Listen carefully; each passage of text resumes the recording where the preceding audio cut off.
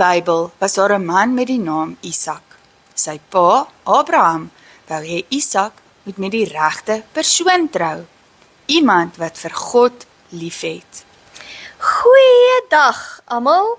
Vandag leer ons hoe God mense lei, selfs in goeie besluite. Hallo? Is dit veilig hier?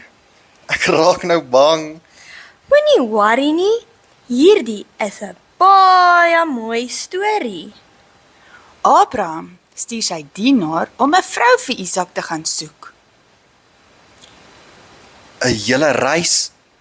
Dis ver. Ek sou sommer moeg raak. Ja, maar die dienaar het gebid en God gevra om hom te help. Sê gou saam met my maatjies, God lei my. Weer, God lei my. Toe kom die dienaar by 'n put en hy bid, Here, wys vir my die regte vrou. Ek sou ook bid. En toe kom Rebekka. Sy was vriendelik en het vir hom en sy kamele water gegee. Sy het vir kamele water gegee. Dis baie werk.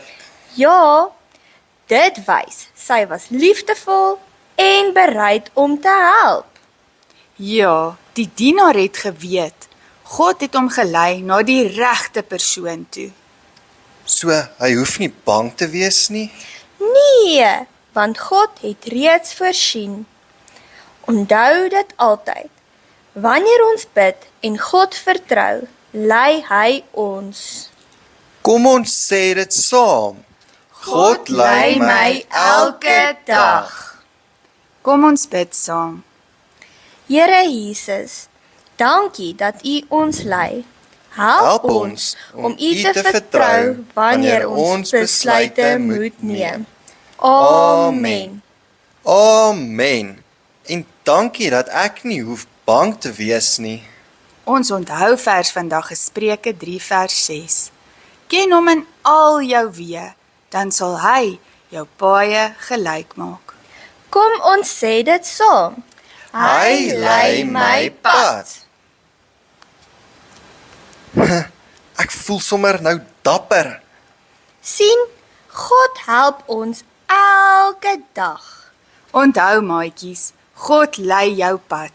Tot volgende keer. Bye.